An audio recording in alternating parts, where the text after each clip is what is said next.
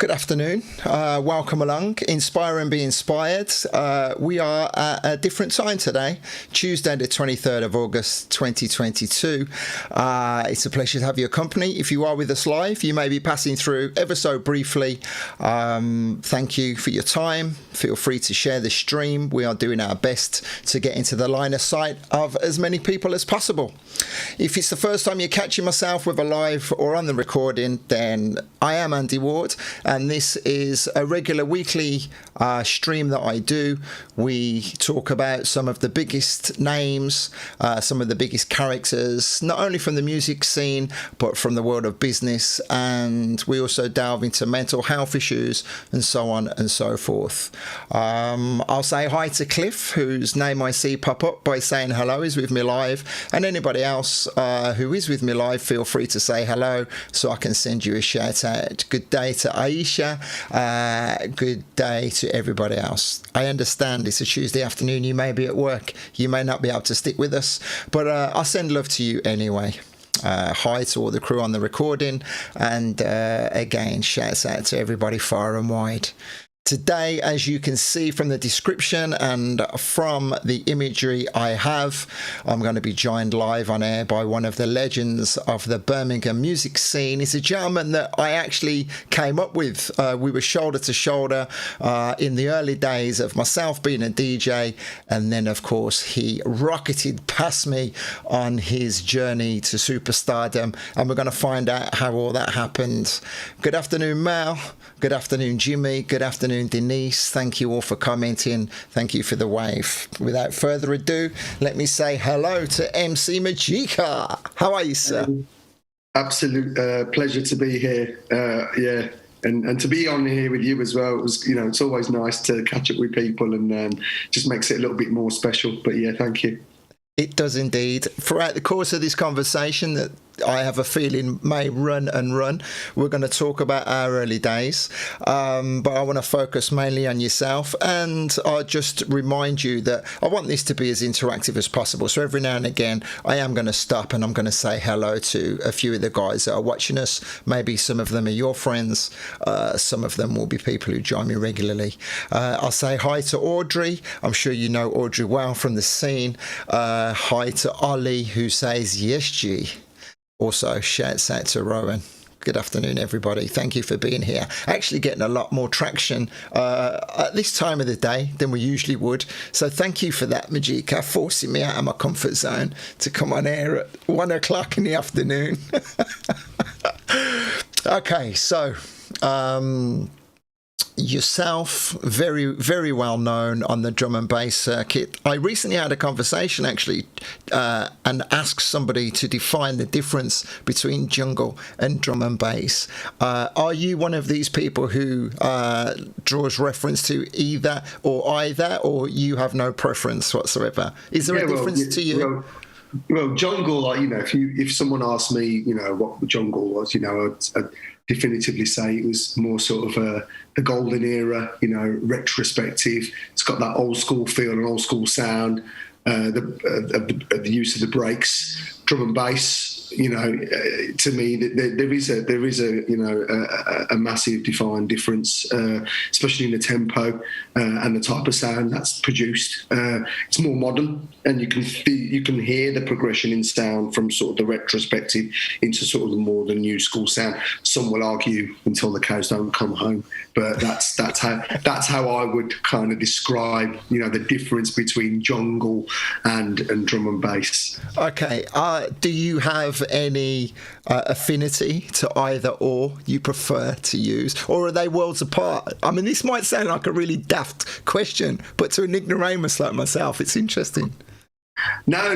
Listen, I'm down with the full spectrum of the whole thing, going back from acid house to early rave to the early hardcore days of 90 to 93. I was having a really good conversation with Pilgrim earlier, just talking about the early days of Quest 90 to 93. But yeah, and then going into the jungle era, and then going into drum and bass. I like it all. Okay. Well, let's not get ahead of ourselves. It's just universal to that, I get you. Okay. Well, thank you for clearing that up for me. We're going to roll back again as I begin, and people are here. Let me say a shout out to Mr. Alson. Good afternoon, Anthony. Nice to have you here. Frankie Dredd, big up Mr. Shields. Yes, sir. And thank you, Aisha, for tagging one or two of your friends. Mr. Tennant, shouts out to Cedric and to Steve Smith as well. Yes, yes. Okay, so let's get to this. MC Magika. Tell us, we don't need to know the actual date, but the year you were born, where you hail from, and that will lead me onto a couple of probing questions. So what year were you born? I was born in 1975. Okay. Oh, so you're actually a few years younger than me. I thought, not that you look it, let me get that in there, but I thought we were roughly the same age. So that's actually, you were doing quite a young pup then. So you did very well at a very early age. Yeah. I was in Raves when I shouldn't have been in Raves. Exactly. Well, that's going to all be very apparent now when we start talking. Okay, so you were born 1975. What district, what area? Birmingham. So I was born in Dudley Road Hospital, not far from Winson Green and Bearwood, and then I lived in the Bearwood area until the age of 6, and then I moved over to Sturchley. My mum worked at Cadbury's for 30 odd years, so we moved over to that area, and I was raised pretty much in Sturchley for that period of time, all the way through until I left to move to London. I left to London, I think it was 1995, I moved to London. Then I came back to Birmingham. I live over by the university now, where I'm based, just on the cusp of Selly Oak and Hartlepool. Okay, yeah. Posh now. It's posh. Well, I shouldn't have said that. I shouldn't have. We could have kept it street. So let me. Yeah. I'm from the ghetto. Let's take it back then. Let's take it back to the ghetto of 1975. A completely different kind of era to when I would have been brought up. Still very multiracial in Birmingham at that time. But I do happen to know, because I have heard another interview that you've done very recently, that growing up for you on the streets of Birmingham wasn't without its hardships and its issues, right? So tell us about that. Yeah, so being raised in Sturchley at such a young age, the images of, they always say art passes through time, it can sustain through time, and those images will stay with you forever. And some of those images will always be etched in my mind. And actually, when you walk around Sturchley in certain places, you'll see some of those murals that I want to talk about, etched and faded, really faded, but they're still there in the brickwork. Some of the spray stuff has lasted, for a good amount of time. So there was a movement in Sturchley, a prolific movement called the Sturchley Skins. And for those who don't know, National Front, very racial movement, it was a hard thing at one point. Young, didn't really know, was innocent, didn't really understand things, but you got to kind of feel and see. It was a very negative kind of vibe and feeling, to say the least. I remember seeing the hordes of crowds of youth, skinheads, all in their gear, and they weren't very nice, even to a young boy like me. They were very, very, volatile, very descriptive in their words, and the education around there to prevent that obviously wasn't in place. It was a new thing. We were still kind of, fledglings in terms of ethnic people living here in the city, and people getting used to us. It was being called a Paki was common, even as a young kid. And you'd like look at these, and they were adults, man. And you'd look at these teenagers who, were primarily like 16 plus, and I'd be looking at them like I'm looking in this camera now. I'd be like, what? that wasn't so physical. Got a push and a shove a couple of times, which was a little bit daunting. And then some of the elders from the skinheads were like, "Come on, man, it's just a kid." So you got a few sensible ones fragmented throughout these groups, but they made a presence. Their presence was felt. Their murals were all over the place. It's like I remember going to Belfast to MC, and I went in the height of the IRA, and I'd see IRA murals and stuff everywhere, and that was what it was like in Sturchley. The NF stuff was everywhere.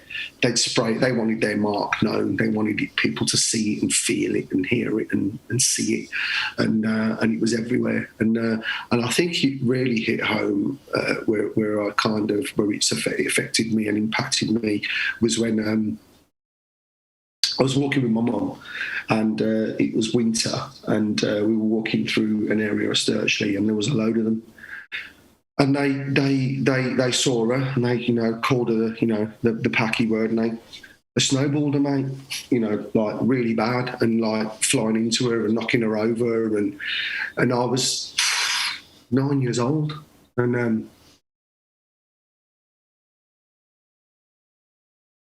couldn't really do anything. So I ran to a phone box and made a phone call, and luckily my brother was an older brother, and he had a couple of friends around the house, and they came to her aid, and they helped her. And it's mad. It's mad how it's still so raw. For you to tell the story, you can see how it's still so raw. What's raw when you think about it, and you think about that's my mum. Yeah, I'm saying it was my mum, and I was 9, and I couldn't defend. They smacked me one, and it was like once they noticed they'd hit me, some of them shouted to like it's a kid, but okay, but it was all right to hit this grown woman. Yeah. And then call her the packy word while they're snowballing when she's on the floor screaming, and no one's going to forget that shit.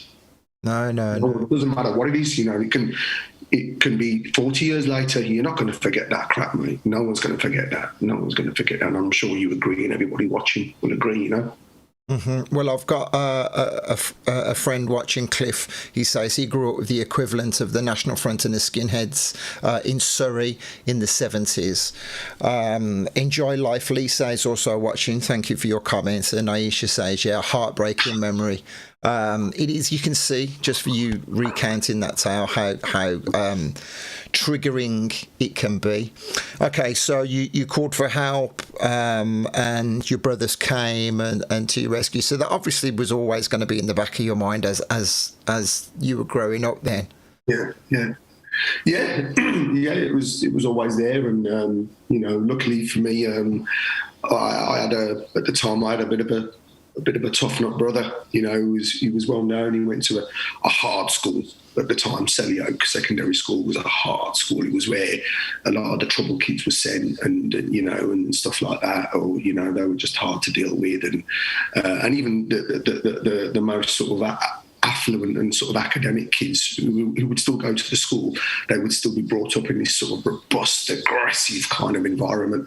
So my brother was very, very tough, and he was an amateur boxer. And he boxed with a very well-known family in Birmingham called the McCrackens, who went on to coach AJ and stuff like that. So my brother it was good having him as that little bit of strength, because it was kind of intimidating at times. And even for him, it became there was a lot of pressure, because once they got to know him and they knew that there was this Asian guy in the area and he was a little bit tasty, they were knocking on our door. I remember one day there was a group of them waiting in the park, and it was like, honestly, it was like a big event. They were all circulating the area. It was really eerie, and knocking on the door, elder ones, is he in? Is your brother in? We want this. Basically, they wanted this fight to take place with one of their soldiers, so called to speak. And so it was good having my brother around at the time, and he had a lot of friends. Mm-hmm. As I said, things fizzled out eventually, but there are times that you're never going to forget. So knowing your story and knowing your journey, those days will eventually be there, that will help shape you in later life, and we'll come back and we'll talk about those. So I guess we should talk about so were you so just reconfirm what your religious background is. The origins of the religion, Islam, Muslim. Okay, so were you? How did you get into music? Was it frowned upon for you to be involved in the music?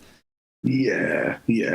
So, generally in the sort of Muslim culture, you learn to go and read the Quran from a young age. So I was going to learn and read the Quran. We didn't have much of an Asian community in Sturchley, so there wasn't that there.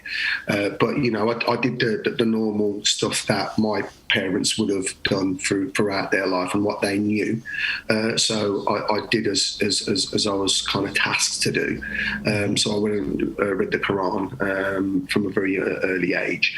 So my parents were quite religious. They weren't religious, sort of like extremely religious, but yeah, it was. My mum was religious, and she didn't put that many restraints on us as kids. Me and my brother, we were allowed to do activities and sport and stuff like that, so it was pretty cool. But when we got into the music thing, I think the whole thing at the beginning was I was at college. I was destined and on track to potentially do medicine. So I was studying, but I don't know, wasn't very happy in that place. I don't know. I can't really pinpoint what was going on, but yeah, definitely. Or you could probably say I got distracted and by the bright lights. But yeah, I think the ultimate thing came where I was pushing this music sort of side of me and career, and my especially my dad wasn't as vocal, so I always reference my mum because she was the one who always did all the talking and sort of mitigating and then kind of direction and sort of guiding me and or what she wanted me to do or what her aspirations were of me or expectations more so. And that was, she obviously wanted me to study and to better my life, and she started to see me travelling, and once I started to travel, we're getting ahead of ourselves now. We're getting way ahead of ourselves. Oh, okay. The clubs. How did you get into the clubs? Tell us about the early days of the clubs. Who took you to the clubs? Who's responsible for leading you down? Okay. Well, I've got a book coming out in the new year, and well, feel free to not talk about as much as you want. Yeah, we've got a book coming out. It's called Make Some Noise, and we've referenced County Close. It's a road close in Sturchley, and just off the Vicarage Road. If anyone knows the area of Birmingham, many Sturchley heads, and that's where my career began. It was a group that lived in the close, and they were all going to raves. They were telling me about raves and stuff, and I was hearing about sort of the acid house phenomenon and all this, kind of secret locations and ringing these mobile phones from phone boxes and meeting these convoys.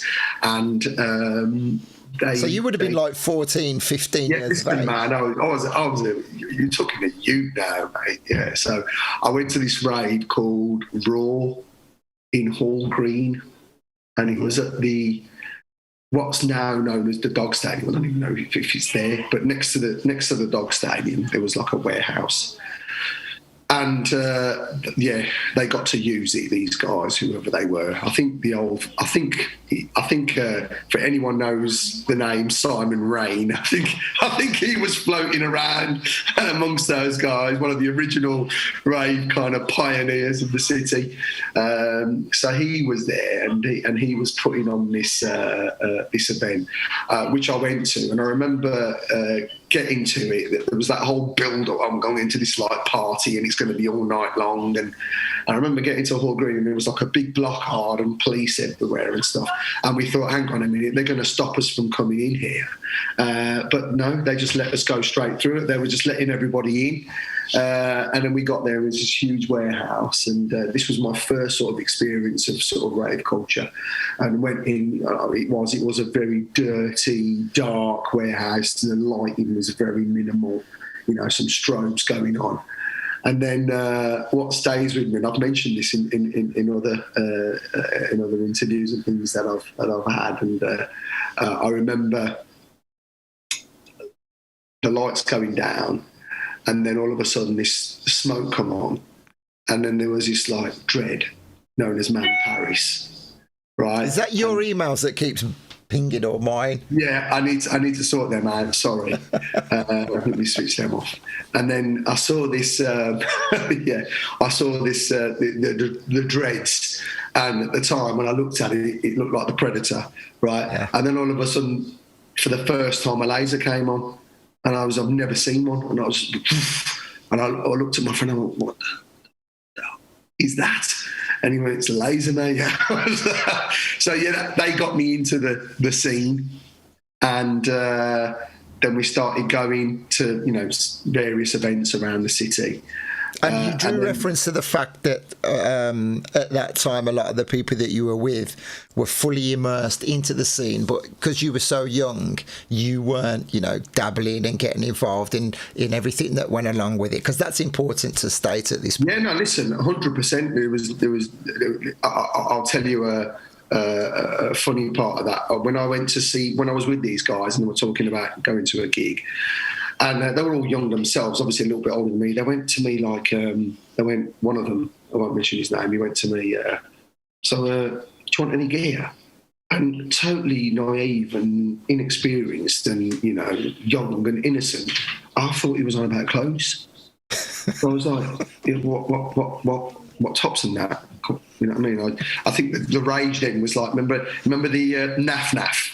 Yeah. Everyone was, I thought he was on about like a top, and then he kind of like they laughed and yeah, it wasn't for me, and I was really, most people who know me will know that I was very, very anti, because look, there was the thing with me, I was very much into my sciences, and I was very switched on in here, and I was like, listen, I am not putting anything in my body that I don't know where it came from. I was already there from a young age. I am not putting anything in my system that I don't know where it's come from and the source of it. I was already in tune with that from a very early age. And that put me in good stead because, I stayed clear of substances all the way through. And while everyone was off their heads and doing stuff and whatever they were doing, I was non-judgmental, but I was very aware of what was going on and looking at them, and I could observe them. It never put me off because I loved the music. That was my drug. I was high on that and the atmosphere and people, and you know what I mean, and being free. So seeing Man Paris up on that stage, there was something, Man Parish, there was something that, Man Paris, not Man Parish, I always get the two mixed up.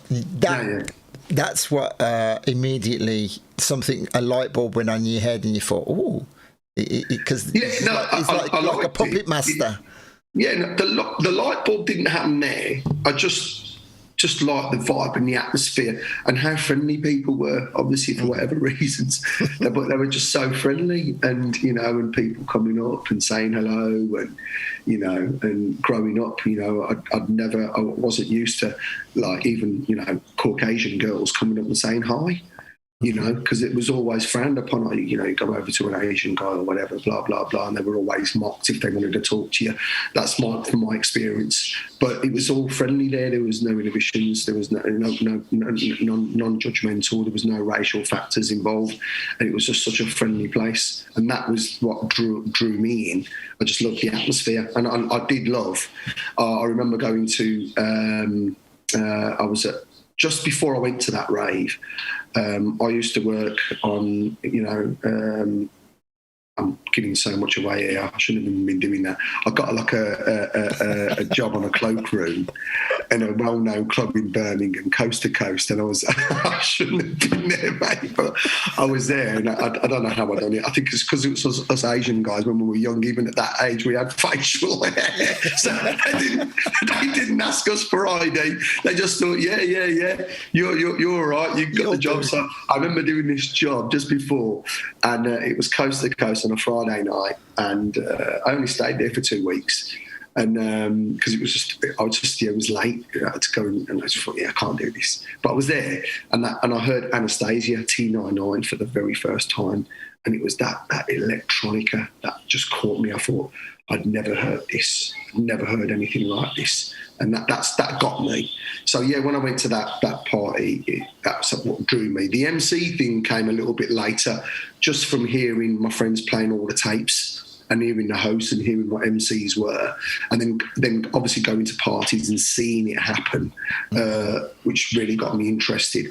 And then that takes us to the next sort of. So we're talking kind of late 80s, very early 90s on this timeline. Then, so I guess I'll let you continue to tell the story. What's the next step until you actually picked up a microphone or something? Yeah, well, I think like what had happened was we went to Moseley Dance Centre, and it was a night called Metropolis, and I can remember who was playing. I think it was like Doc Scott and Keith Suckling and a guy called G-Max, very well known in the Birmingham area at that time, G-Max. And I think he was from Leamington, somewhere like that.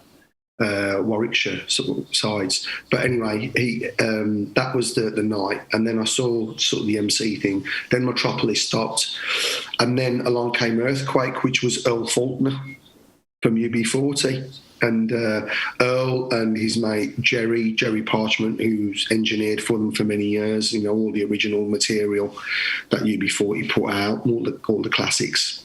And then you had Patrick, who was a percussionist who toured with them for many, many years. He's gone on to tour with some of the biggest artists in the world on his trumpet and stuff. They were really much into the rave scene. And then I had a guy called Rob, Rob was known as Rob Blast because he did a night called Blast at the Institute for a bit.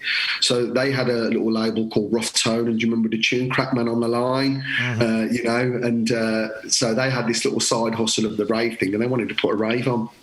So I went, and I remember being in the reception, and all my mates had paid to go in, and I wasn't shy in asking for stuff. From that very young age. So I hung around in the reception for about 45 minutes just to say to this guy, listen, I want to go on the mic. I'd like to come in. Would you let me in? Blah, blah, blah, blah, blah. And I did. And I hustled my way in for free. And then I went up on the mic.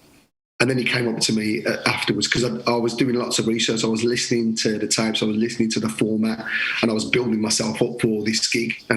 So I was hell bent on staying in that reception until he said yes and to let me in, because I'd worked myself up, mentally for that. So he got me in, let me in, and then he said afterwards, he said, "Mate, you all right? Do you want to do it next week? And I'll just let you in." So, and he did, and that was where I went to sort of, ground and develop the sort of practicing for that skill, or whatever you want to call it, the art form of emceeing, and just getting used to it. And that's how it began. It began by Earl Faulkner and the UB40 guys giving me a chance. How would you define your skill? What is your style? Because there were many different styles of emceeing. Some of the guys used to think they were poet laureates, whatever the word is, Shakespeare, and then others you just scream down the microphone. Some terrible MCs back in the day, some really good MCs. Where would you? I can say that because I don't care about emceeing. No. Listen, do you know what? You're absolutely right. You're absolutely right. And you know, there'll be some people out there that will say I'm the dog's bollocks, and there'll be people saying I'm the most terrible. But for me at the beginning, it was just crowd interaction and little proverbs and adverbs, little words, and just it was like juggling little words, and I'd just get a word and chuck it out, and it'd be a word with sort of an emotive behind it, some kind of emotion, and then slowly, then I'd start to hear stuff from early rap. And then I'd probably try to influences, and I'd try and spit a few bars. And I'm still known for hosting, but I can also adapt. I can also stretch out 16, 32, an extension, freestyle. I don't really have a trademark lyric. I've never done that, which I can see why they do it, because I see the MCs on the drum and bass scene, especially as an MC, but as a promoter as well. Performers, they go out there. Kids have got all that access to all that sort of online social media and footage, and they're chatting their lyrics back and singing their lyrics back, and it's almost like a concert effect now. So I can see the benefits of that massively. But back then, it wasn't so thought out. People were just, as I say, there's like there were good DJs and bad DJs, there were good MCs, there were bad MCs. Some MCs didn't really pay attention to what the DJ was doing, and it was just all about them chatting the useless rhymes over the top of tracks, and it's like, let the DJ breathe, for Christ's sake, But you were, for some reason in the back of my mind, I was thinking about when we were going to talk, have I made this up, or did I hear you say at some point you are like the self-proclaimed Mr. Motivator of the drum and bass scene? Nah, someone said that, not me. Someone said it, like, you know what I mean? And not in a good way, not in a negative way. In the fact that you are the MC, the master of ceremonies, you're the compere, you're there to interact with the crowd rather than just being the centre performer. Do you know what I mean? Yeah. Well, I've always said, like, the MC, I think it was an interview in Mixmag that when they asked me, they did a big thing on MCs, which I was very fortunate to be a part of. And I said that the MC's job is there to implement and sort of enhance the vibe and add a little bit of atmosphere rather than going overboard, because then you can kind of kill the vibe. So, but I've been guilty of killing the vibe. You can get carried away up there, you know what I mean? But you learn to hone your skills in and hone them in and control them. And I think I've done that kind of successfully now. I've had many years to practice it, you know what I mean? So let's talk, because with the book coming out, obviously we're not going to capture a complete life story in this conversation. I say that to all the people that I talk to. So I'll skip it forward and talk about when you start to get a little notoriety, where you feel that everything's falling into place on a regular. We mentioned off air the Marco Polo. I myself have a lot to thank Marco Polo for, but before I was involved, it was an entity in its own right when it was run by Tank, and I think that's when you were working there yourself at the very, very beginnings of Marco Polo's, right? Yeah. I remember, like, the circuit, the local circuit for me was like it was mostly Dance Centre, then onto Marco Polo. I wasn't really part of the coast to coast circuit, but that was the local thing for me, where I was gigging and just getting out there at the weekends. It was. I remember at Marco Polo, it was DJ Tank. Who started it, and his girlfriend at the time, and Sarah, I believe. Yes. And actually, over the years, I've actually seen her, but she couldn't remember who I was. Might be something to do with the hair. Yeah, listen, I've got. But even when I said the name, she's like that. So I don't know.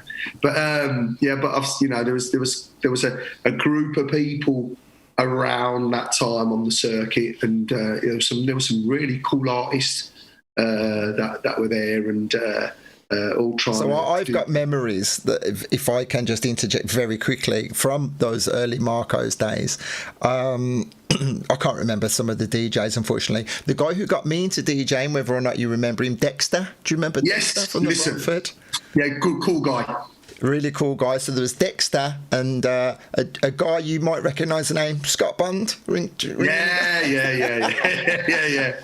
Good So old Scotty. you mentioned Simon Rain and Scott Bond, Wow. ridiculous the heights that they achieved. But then also other good friends of mine, Sean, MC Rush, and Yes. Roland as well. Another two young lads. They never really progressed as MCs, but they used to love screaming into a microphone at the Marcos. Listen, Rush was really, really good, He was really good. And he had a little bit of prominence when, he got a few little gigs. But I think the difference, Rush could have gone on if he'd have just crafted and worked. I think the difference between me and him in terms of me going on to do what I do, I was just tenacious and I was super hungry. And my networking was ridiculous. And I can say that because I didn't see many people doing that, and it was that networking that got me there. My skill, and there's going to be people probably go, yeah, because you weren't that good anyway, mate. But I think my skill was kind of secondary. It was important, don't get me wrong, it was important, but my tenacity and the velocity of how I moved to get myself out there was just crazy, mate.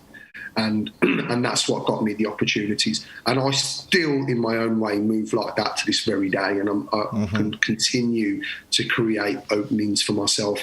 And, it's never let me down. It's taken me all over the world. It's created some serious opportunities that will last me forever. And that have sustained me until this very day. So I never sort of devalue those levels of effort. You listen, everyone will agree, no matter what in life, you get what you put in. You put it in, you get it. You go overboard with it, hopefully you'll get overboard results. And I did. And I never stopped. I'll tell you one thing I need to do. Respect the grind. Respect the grind. That's what it was, and that's the difference between me and Rush. There's a tape I remember playing of Rush that was recorded, and I think he was on with Keith Suckling or something, and everyone that played it in the area was like, "Yeah, this guy's sick," and he was great. And I've seen him over the years, and we always embrace and say hello to each other, and we show a lot of respect to each other. And he was the one that stood out to me that could have done something. But just unfortunately just didn't have that drive to do that. But yeah, so that was the difference between you got your bad MCs and they will fall by the wayside. You'll have the bad DJs that will fall by the wayside. You'll have those guys who wanted it, so they'll do stuff like yourself. You did stuff and other people did stuff, and they created sort of careers and experiences for themselves. And I'm grateful. I don't know. I think I was just lucky from a very young age that I had this thing in me to drive. No. Don't use that word luck. There's a lot more to it than luck. That's down to good parenting. That's down to good foundations. That's down to the environment you surround yourself with. All right, let's move it on. So you start to get noticed. You start to get gigs, and you start to travel.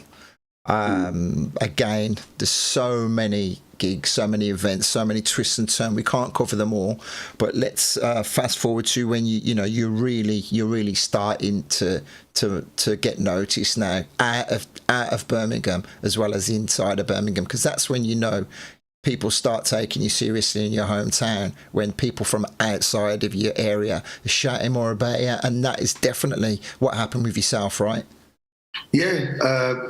Again, probably explain why I got into sort of marketing and promoting, because it's constantly on the promotion tip. You had to. We didn't have the social media. We didn't have them platforms.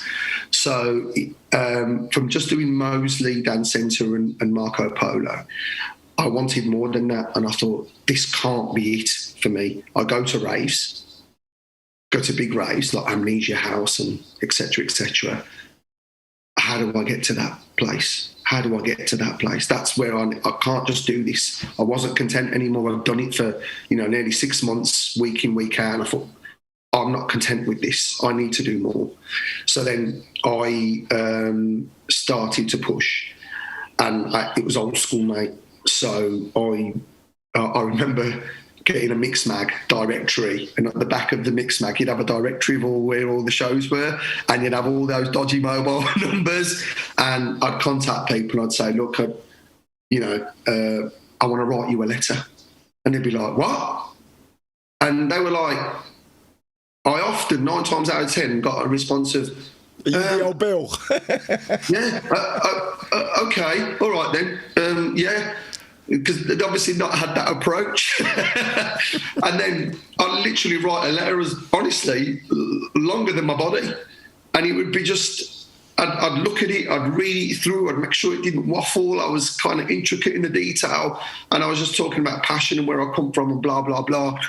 And I was just really, really, and that's when it comes down to, look, I was really lucky that people read those letters and they gave me the opportunity to do something, you know.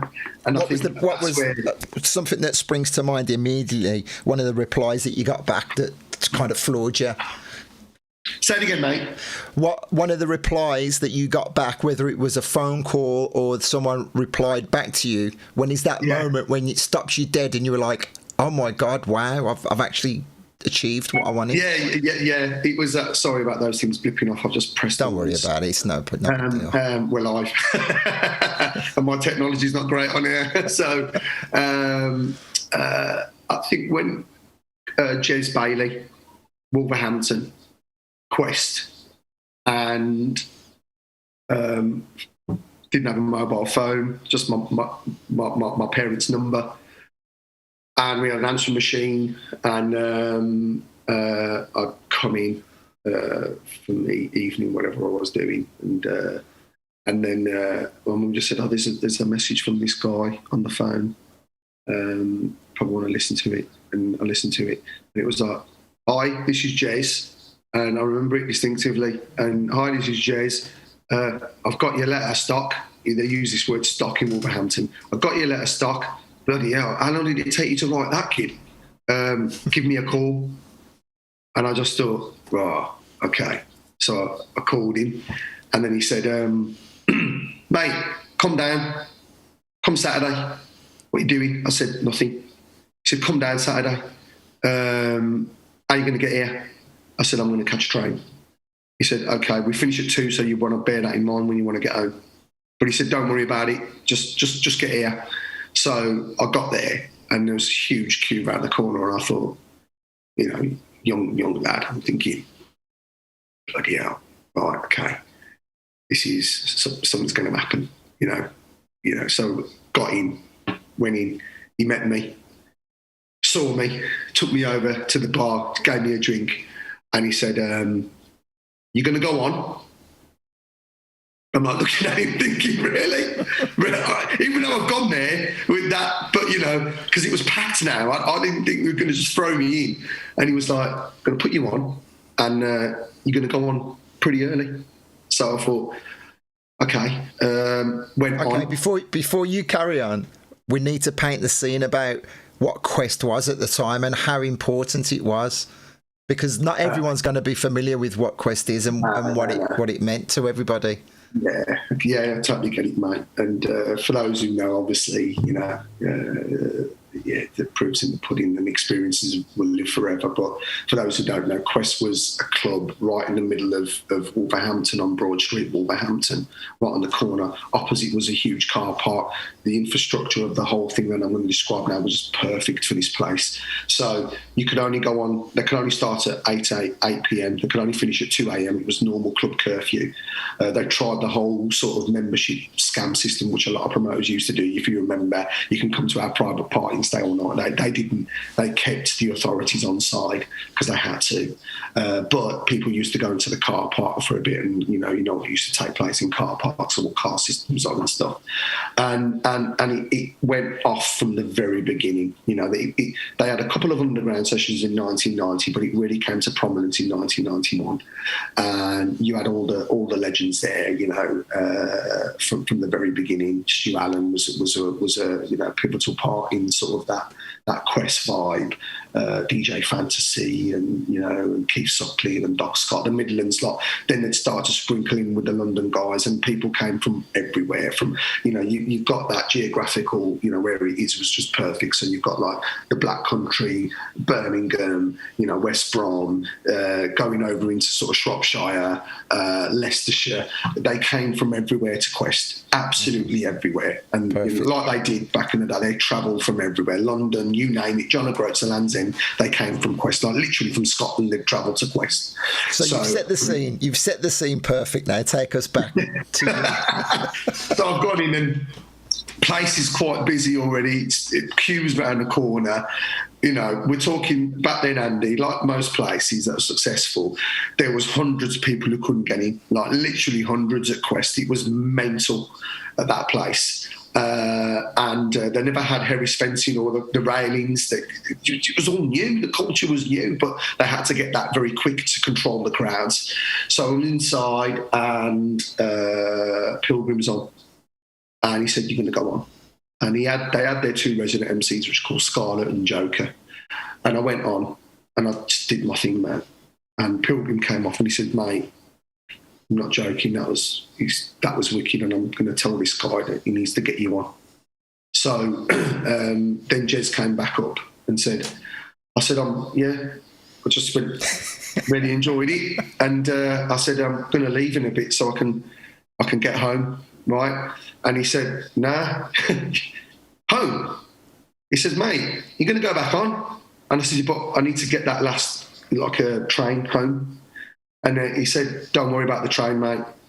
Just come and see me after." And I was like, "Okay, all right." I just took his word. And then I went back on, and Pilgrim was on again. And it was now busy, 1 o'clock. And I just thought, I've got to do this. And I just stepped up, did my thing, showcased. Bearing in mind, I'd practiced loads before, like just practicing walking up and down stage, watching, you know, you might laugh, right? Funny as it sounds, watching even Michael Jackson going up and down working a crowd. I just did it. I just did my thing, came off, and he said, "Mate," he just gave me an envelope. In that envelope was 150 quid. For me, for a young lad, that was a lot of money, right? And he was like, "There's that money for you, and that will sort your taxi home. You can get a cab." All right. And he even guided me to say, because he kind of could probably look and think I was a bit inexperienced, he went, "Don't pay the taxi driver more than 20 quid. Right. And he said, "In fact, we'll get you a cab, right? Just you call." So I did my thing, and he said, "Call me on Monday." And then I actually did call him on Monday, and he said to me, I want you to come down next week, and I want you to come down every week." So I went, and I was there for 4 weeks. But in that 4 weeks, things had moved very, very quick, because bearing in mind, there was a convoy of those letters that had gone out all over the country. So I was starting to get gigs, and I was starting to appear on flyers. And I had to tell Jez, literally 4 weeks later, "Can you have me as a monthly resident instead?" So now I went from sort of just being a small lettered resident. He'd have every week there'd be a guest MC, headline MC, which I wasn't. But then I said, "Can you do that for me? Because I can't be here every week." And he was like, "Are you real?" I went, "No." And then I showed him, I went to Wolves in the day to his office and showed him all these flyers, Scotland, this, that, the other, and London, Elevation, and all kinds of mad raves. And he was like, "Flipping hell, you're on this." So he said, "Okay." So then he started to put me as one of those headlines. So 1 week you'd have Man Paris headlining, the other week you'd have Lenny, the other week you'd have me. It was now happening. So I sort of pushed myself into that frame and that perception of people that this guy's now arrived, he's now up there with these bigger guys, and he's there now like as a guest. And then I used that platform to go to everybody else and go, "Look, these guys are giving me a chance. This is where else I'm playing." And not only would I do that, when I'd go to all these places, say, for example, London, at the time, the biggest rave in London was Elevation, and I got myself on it. And it was a big thing for me, a big part of my history. I was the first MC from Birmingham to go into London, and play at big gigs. So the other promotional thing I would do, say for example, when I go to that rave at Elevation or he put me on the flyer, I'd say, can you send me a box of those flyers? I want to go and put them all around Birmingham. And I did. I put them in Depot. I put them in here. So the whole thing was building now. People were like, yo, he's on these big shows, these big flyers from all over the place. And then I'd take those flyers to the raves I was playing at and I'd drop them near the backstage on the table where the DJs were. And so people would see that my name was popping up. So I built up my own hype. And then the whole thing just snowballed and then it went from there. It's sitting here listening to it because, as I say, I have fond memories of being with you, but I don't remember because I was too busy, making my own grind back then, on my own scale, and our paths were very much along the same route, and then eventually they would splinter off as the music changed.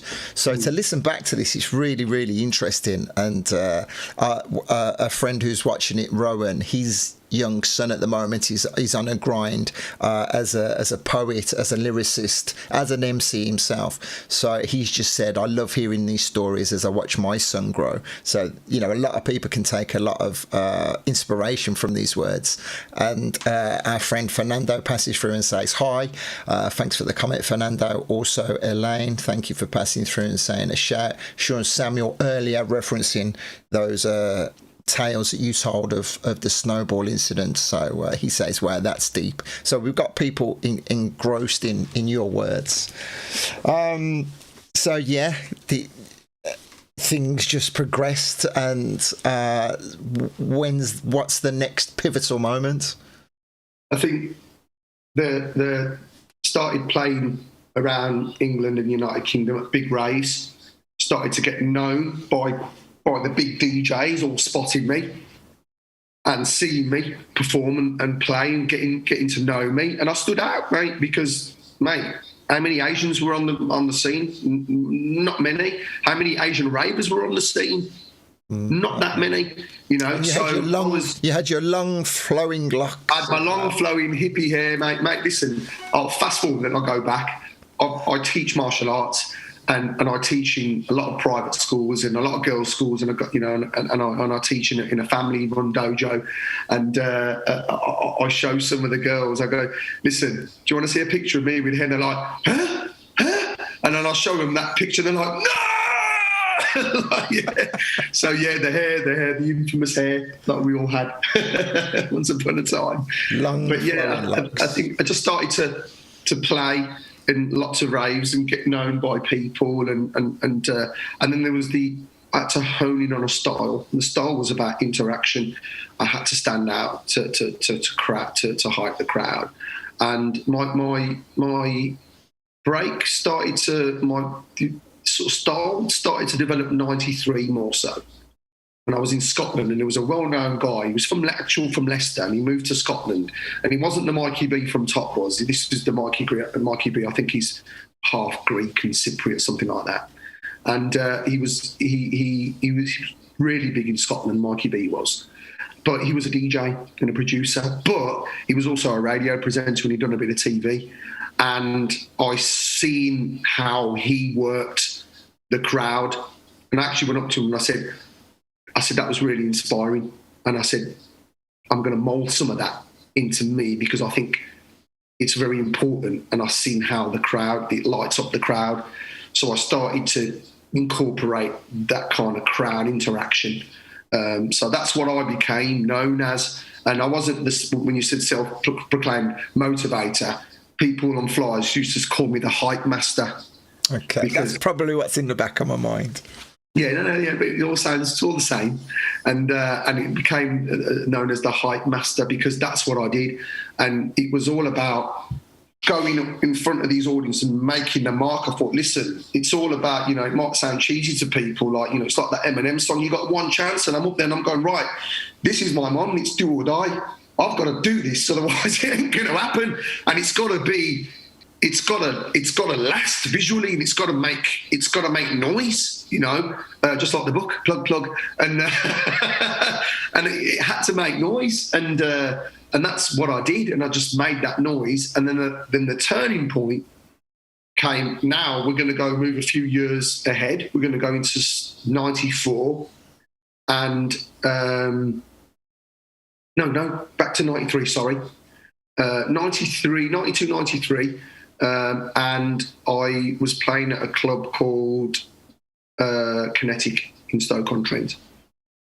And it was very well known, Stoke was. You know, it was almost like a spin-off a few years later from the infamous Shelley's Amnesia House, which was in Stoke. And then Kinetic became synonymous. People travel from all over the place, really strong in the north.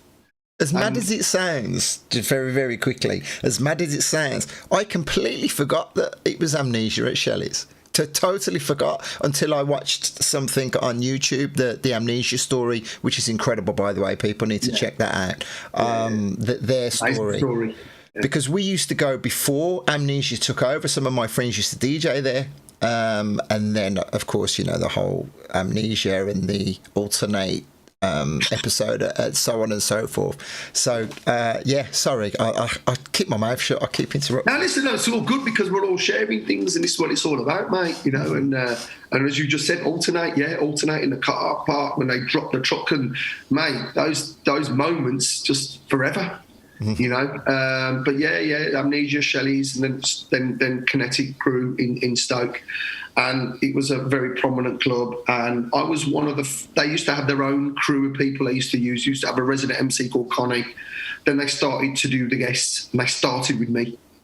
And I went and did my thing. And listen, it was a kid in a sweet shop. I was given the platform to go and perform in front of a few thousand people with great DJs.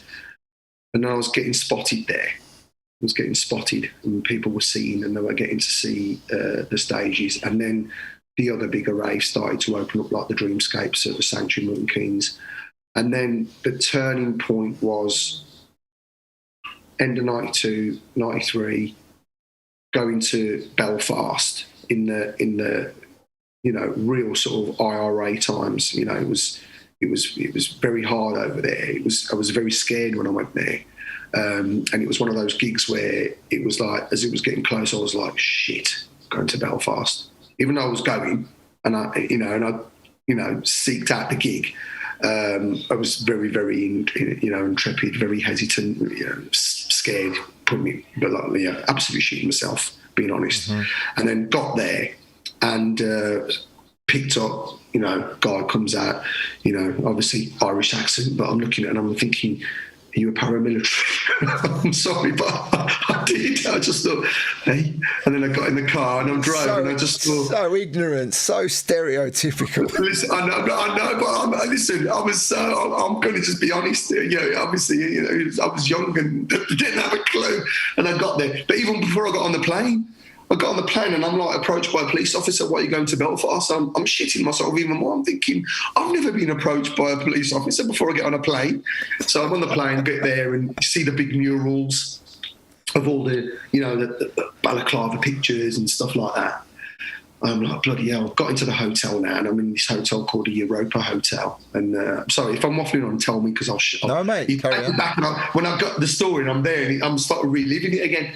And you take your time. If people are enjoying it, they'll be with us. If not, they've got things to do. You take as long as you want. Okay, mate. And I'm in this hotel, and it's called the Europa Hotel. And then they tell me it's the most bombed hotel. And I'm like, fucking... Honestly, my heart sank. Like I can feel it now. I was like, what? And then I kept getting up and looking out my window, and every time, I kid you not, every time I looked out my window, I saw an armed unit patrol, and it was just really mad. Every time I looked out, I saw this armed unit patrol, and I'm looking out there, and I'm seeing it, and I'm thinking, this is not right. This is really nervous. Went for a walk, and I saw a soldier lined up on the street with his just like I am now, and I'm saying, and I actually said to him, naively, is that necessary? And he went, right, and he went, yes. He said it kicks off here in an instant, and I just thought, great. I thought, great. And then he said to me, and then I went into a taxi because I wanted to go somewhere. I can't remember where. Some famous food place, and the cab went, "Listen, you look nervous," and I went, "Because I am." And he went, "You got nothing to be nervous about, mate. You're all right." I went, "Why?" He goes, "Well, look at you, because I had long hair, and you're Asian." I was like, "There's no use for you." I went, "Brilliant, okay." So, and he said, "But you are in the most bombed hotel." And he said, "Don't worry, they'll give you 30 minutes." I went, "What?" He said, "Yeah, you get 30 minutes. It's more than enough." Yeah, he said, "You get more than enough time. Out you go." So just have his stuff packed in a bag. I was like, bloody hell. And he weren't joking. So anyway, did the gig, and it was at the infamous Ulster Hall. Still gets talked about today. And the DJ that was there, who changed my career massively, was Carl Cox. And Carl was doing his live act, the Carl Cox concept, and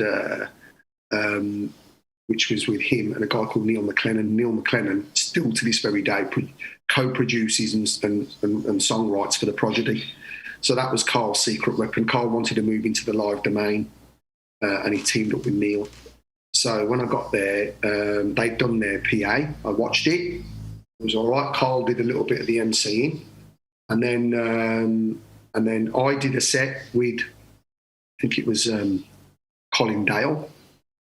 And then Carl was on, and they had their own MC. And then Neil came up and he went, "Mate, you need to go on. You need to go on with Carl." Because he'd watched what I did just the hour before, right after their set with this Colin Dale. They saw the set. And then he said, "Do Carl's set," and went on. And the rest was pretty much history. So after that evening, got back to the hotel.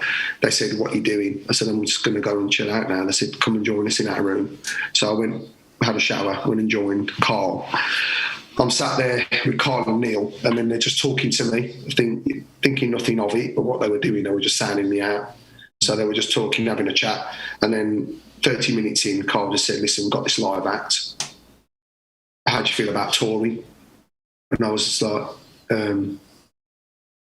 honestly, didn't know. It was just like, what? And it was like, not like a big, like, yeah. I was just like, yeah, okay, because I didn't know how to take it. It was a bit of a, yeah, it was a bit of a thing. Quite overwhelmed when that happened. And then got back to the UK, and then literally 2 days later, I had to go and source someone with a fax machine so I could get this itinerary, and out it came. And I was going everywhere, like literally everywhere, mate. Went all over the place, like United Kingdom and then international. And then off the back of that, they started to associate me as someone who would MC for Carl. So then Carl would get DJ bookings and I'd be MCing for him. And that's when it all changed. And that's when I knew the shit was real. Wow. And that's when I think I arrived. Amazing. Incredible. Really, really incredible. And a few people there, when you asked if you were waffling, they've all said, "No, we're loving it. Enough respects. We're enjoying it. Really interesting." Again, amazing. All of these are comments that are coming through. So thank you all for still being here. The book comes out next year, did you say?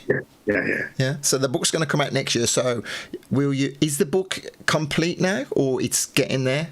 It's still being written. So I teamed up with a writer who's called Dan Brightmore, and Dan Brightmore, basically full-time journalist. And he used to write he used to be the film correspondent for Loaded and FHN. So when all the movie stars, whether they're British or American, all the superstars promote their films, Dan would sit with them, and he's got his own YouTube channel, and I'm not lying, and he sat there with, you name them. He sat with them, from Robert De Niro to Al Pacino to Sylvester Stallone to you name it. He sat with all these actors. And I got put in touch with him, and the connection was that Dan was a huge raver, and he was at a lot of those raves. So when my name was put to him that this guy wants some help with his book, he came forward, and that I am going to say I am very lucky. I'm very lucky to have him. So I'm going to ask, how has he found being able to rein you in and limit the amount of words that you're sharing? Because I'm sure it ain't no easy task. It wasn't. He's an expert. So he's a craftsman at what he does, and he's amazing at what he does. And I needed a professional. I needed help from someone, but I needed someone who was in tune with it, not just someone who was going to be a writer and didn't come from it. He was at the Book of Love when I was emceeing for Carl, doing the Carl Cox concept. He was at a lot of these raves. His history, when we started chatting, I felt like I was interviewing him. And he was just going boom, boom, boom, boom, boom, boom, and I was like, man, I've got the guy. I've got the guy. This is the one. He gets me. So yeah, let's bring it back to yourself. The reason I asked that question was, have you completed or documenting and sharing the words in the book about the music career? Is that kind of that part of the book finished? We've templated a lot of it. There's parts that we've just got to fill in. So the structure's there covering the span of the career. We just got to fill in parts now. And we've also got people that are contributing to the book. So I'm very lucky. And this is another part of the journey that kind of is very symbolic to me. That kind of tells me that, because I've always kind of put myself down, and it's just something I've always done. I've always been kind of humble, but I kind of see that I did something and it had impact. So we've got some great people in the book. We've got UB40 are in the book. They've contributed, so that's massive for me. We've got Carl's in the book. We've got Groove Rider is in the book. Slipmat is in the book. We've got Andy C, who I've had a huge career with in terms of me being on the circuit, and then me running the Drum and Bass Awards and him winning every year. And so Andy's in there and speaks very highly and a retrospective of stuff that are going on from the rave scene and recollects on things that have happened to him as well. So there's that angle that everybody does. And then there's other people that are going to be in there. So it's quite an exciting project, and we've got some really good people in there. And I think it will leave that part of that, create that legacy thing for me. Well, you use the word legacy. It's a word that I use a hell of a lot, and it's one of the reasons why I started doing these interviews. It's about inspiring people. It's about sharing inspiring stories, letting people know that these things can be achieved. But it's also about, and it's quite a cliche, but giving flowers to the people while they're still around. Do you know what I mean? Rather than Pat saying, "Oh, I wish I could have told Magika how incredible he was. We've just found out he's become ill." So this is great, and it's amazing that you're around to be able to pat yourself on the back, because that isn't what it's about. I know that's not what it's about, but at the same time, it's a badge of honour. So fair play to you for that. This interview isn't finished. I'm not wrapping it up. I would like to draw a line under the music side of things, because so much of it will be covered in the book.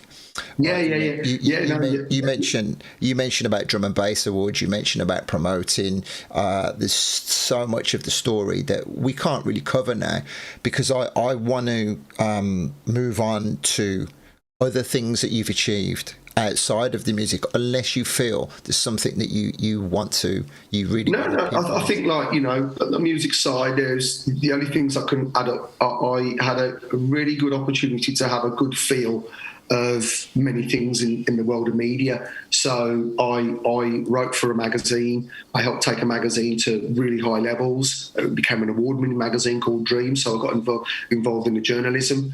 I really increased the sales from 5,000 to 25, 30,000. So I played a big role in that. It was a big part of my life. I presented on MTV. So I was very lucky to do that. I got to do radio like yourself, not to your levels, but, I did the drum and bass pressure on Galaxy before they crossed over. So, I've done a lot of media stuff.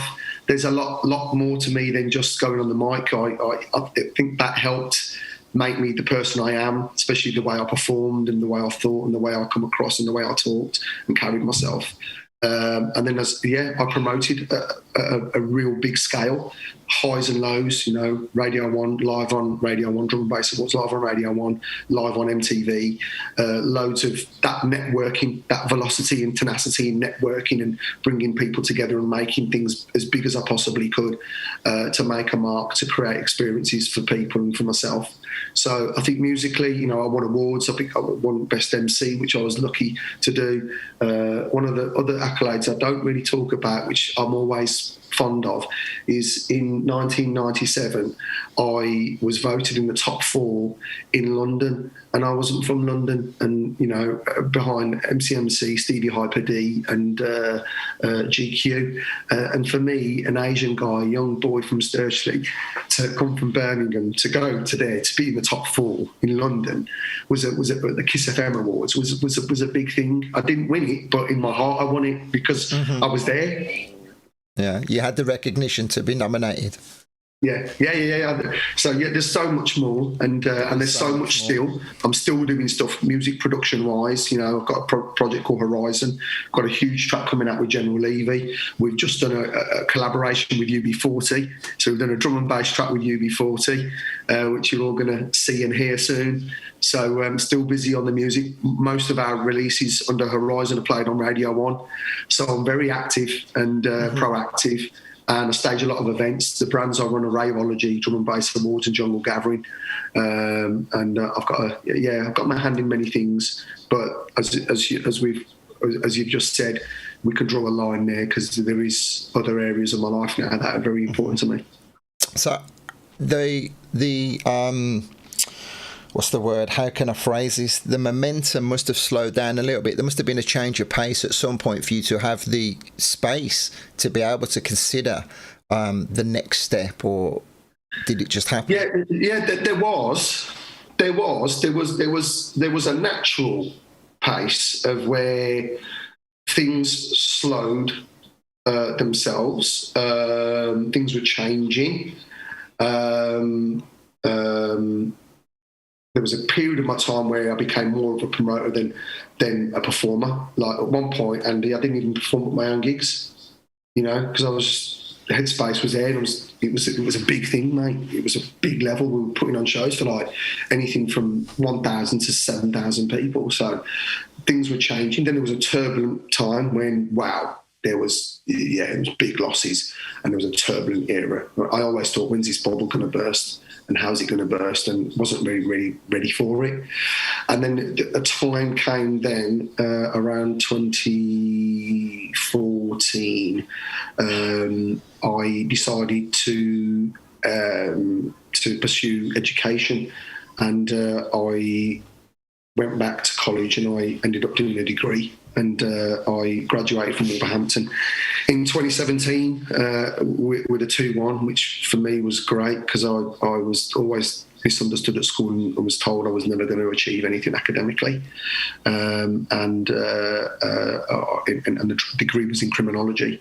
And then 2017, I was approached by a very, very well-known promoter who said, look, I want to kind of develop one of your brands, the Drum and Bass Awards.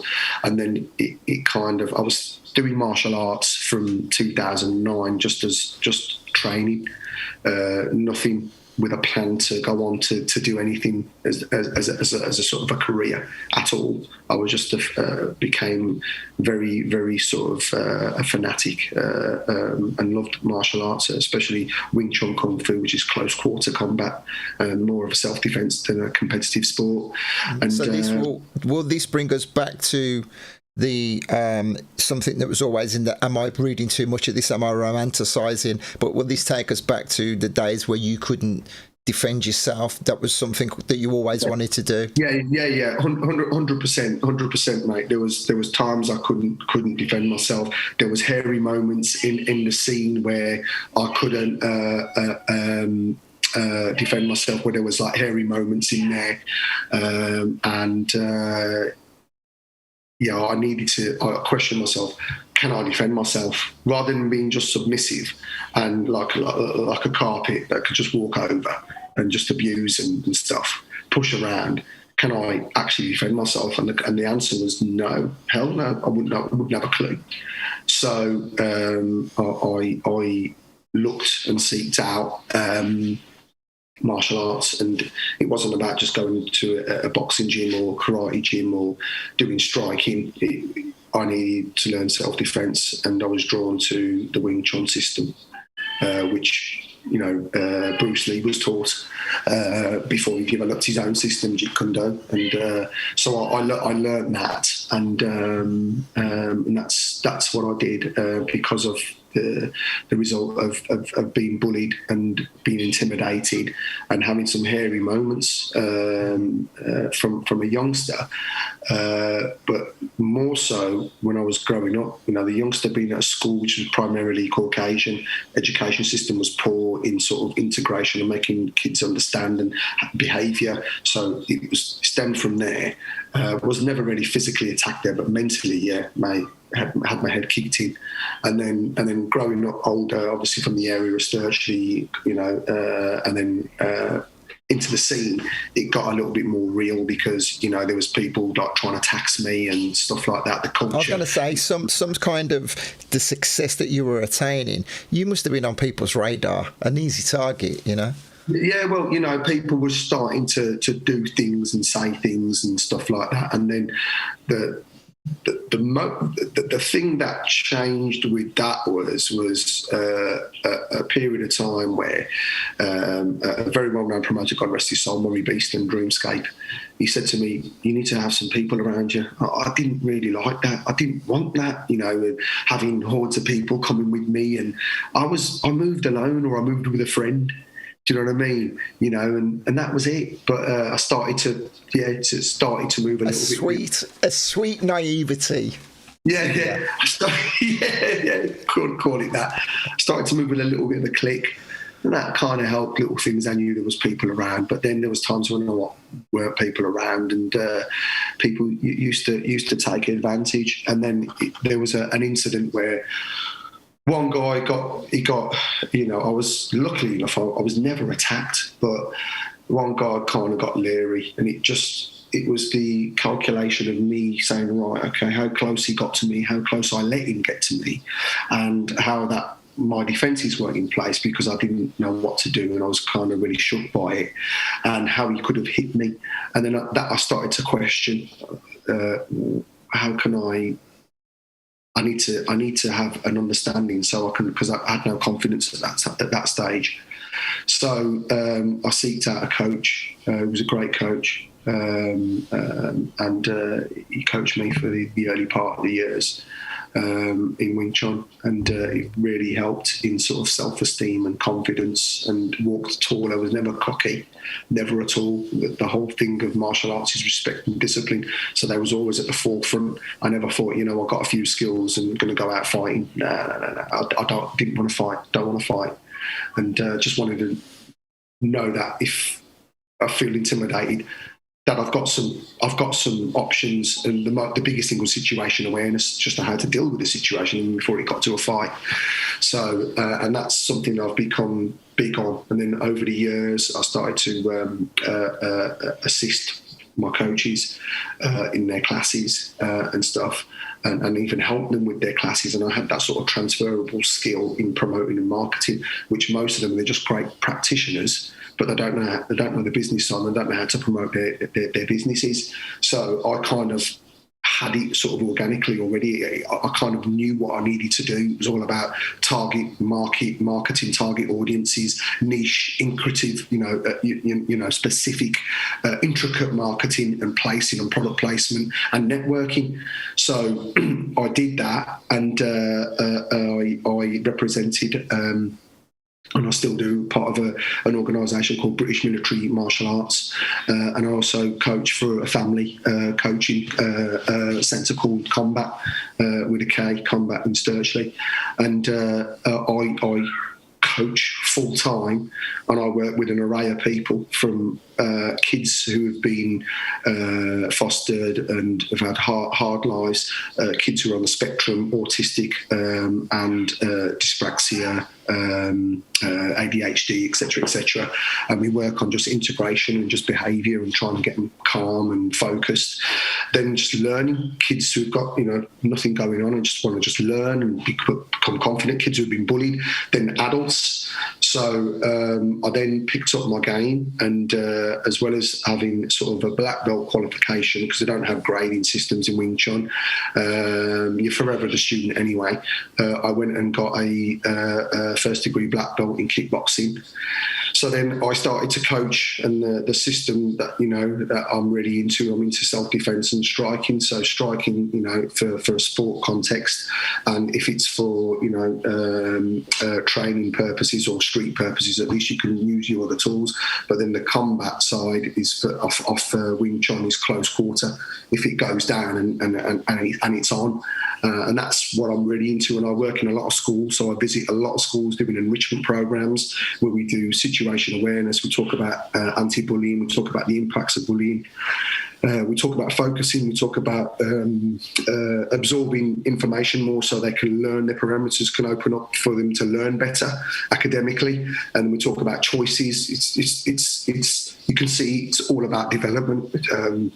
So I'm very well known for that. And just in the last sort of 8 weeks, I was featured on Central News and BBC Midlands Today and Birmingham Mail because, I do a lot of work that's impacting and changing lives. And that was the whole thing. I did it to change my life, and I've done it to change their life. And the blessing out of it, I've created a very successful business, which I'm very proud of and very lucky to have as well, because it was an added bonus to the whole thing. And I also practice jiu-jitsu now, so we've got a jiu-jitsu coach who comes to the family centre called Chu, and I learn jiu-jitsu, and I'm not going to compete in it ever. I feel like I'm too old to compete in it. You're never too old, but the injuries can be quite far, and I don't want any of those in my life.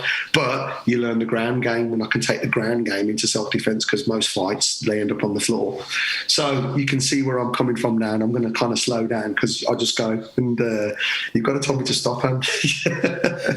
There's no need to say to stop. It's really good. I can't help but use the word inspiring, because it is extremely inspiring. It's great to see how animated you get just sitting there telling of your accolades. As I was sitting listening, it popped into my head, do you still have your mum and dad around to be proud of your achievements? My mum's still here. My dad passed in 2002, so my mum's still here. My older brother, he's around, so he's really, really proud, and because he was an athlete, he competed in Commonwealth Games in the past in weightlifting. So yeah, the family are very much part of my life. And around. And my mum got to see this young boy who she was really worried about, thinking he was taking drugs in this drug world, and being a religious mum, and she was very worried about what was going to happen, and she saw that it came good, and I did all right through it, and through the years when things needed to change and I needed to become a chameleon, so to speak, I reinvented and did stuff. And then, as I said, the Rave thing just became full circle again. So 2017, it just went mad again, and it's like the gigs I put on are great. I perform all over the place. Going to Newcastle this weekend, Newcastle upon Tyne, travelling all the time. I went to Poland a few weeks ago. I'm gigging all the time, and so I try and balance the two. I don't take a gig on a Friday because I have to teach early on a Saturday morning. So Saturday I'll take a gig. That's why I've had to come on air early today, because you couldn't dedicate any time to me of an afternoon. And I'm actually really glad that you did, because I have said on several occasions, just the way that Facebook works, when we go live, it's really difficult to get attention of people. The feeds move so quickly, but we've got a lot of people who've been, again, I use the same word, enthralled, listening to your words and commenting throughout. So thank you very much again, Sarah, for commenting, and Fernando and Aisha. And during the course of this conversation, I'm sure I've heard a young family racing around behind you.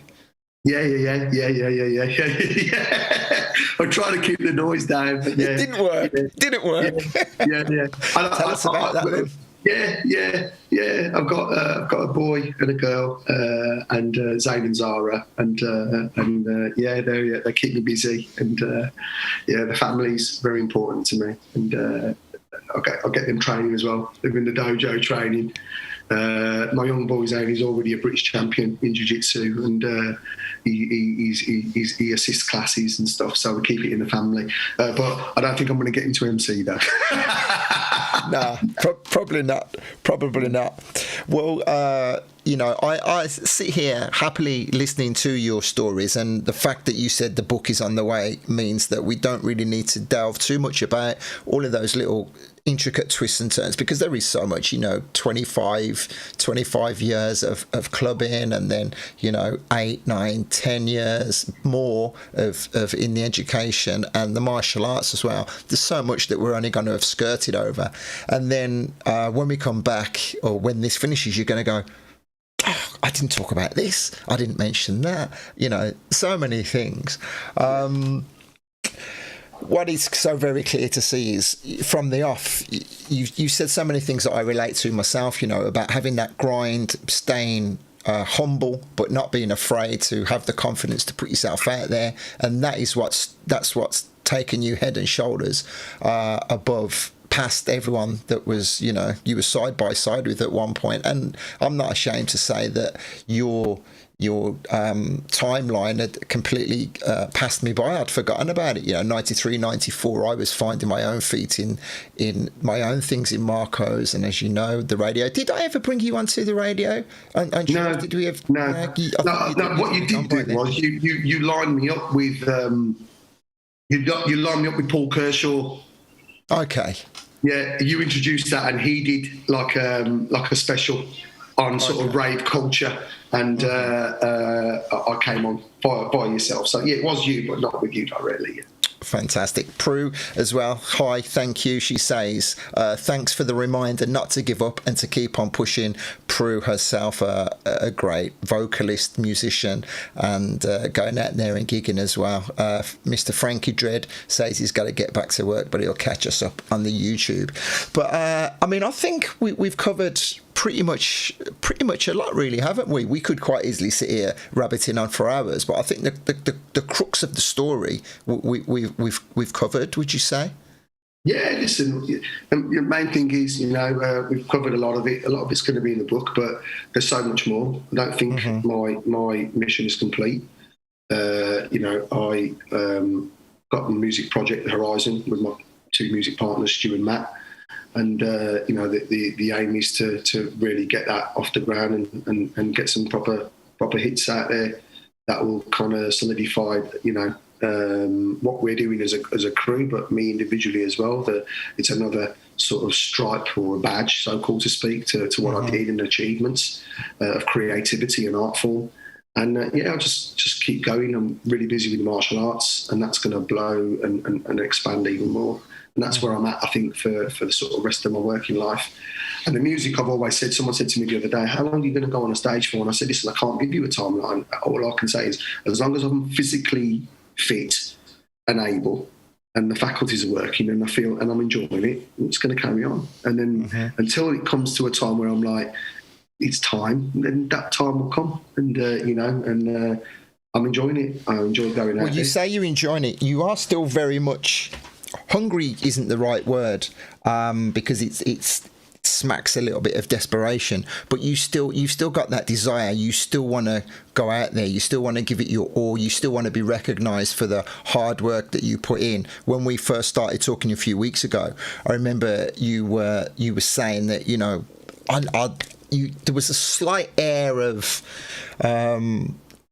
unsatisfaction, that you weren't. I felt that you weren't satisfied you were getting recognition in certain parts. Was I incorrect in assuming that? No, is that fair? You were correct. And that's just because do you feel, so you say, you've already said you feel there's so much more. What is it that when is it going to be like, right, okay, yeah, I've nailed it, even though you've already nailed it? Just think, there's so many places and stuff that I still want to perform at. Okay. So I haven't done those yet, I haven't got to do Glastonbury. and stuff. So there's places and still that I want to do, and there's achievements that I want to do. That's definitely a big thing on my list. I really want to get there. All my friends are playing there, so I hopefully it won't be long because I don't know if you know, but mate, the amount of jungle and drum and bass they have at that festival now is just ridiculous. Everywhere you go and walk, everybody's on that gig. So yeah, I really want to do Glastonbury and a few other things across the globe. And I don't think management or agent. Are you still self-managed? You know what? I've always I've had my fair share of agents, you know, through my career. So I was lucky that I got onto the Groove Connection stable, which I always I haven't talked about, but I should. I want to make sure from this conversation I will talk about them in the book. Groove Connection was Fabio, Groove Rider, LTJ Buck, and Brian G, Mickey Finn, and I got on there for a little while. So that's a big achievement for this guy from Birmingham. I was on there. Then I was on an agency called Unique, which was Andy C, Hype, Ed Rush Optical, loads of other godfathers and people from the scene.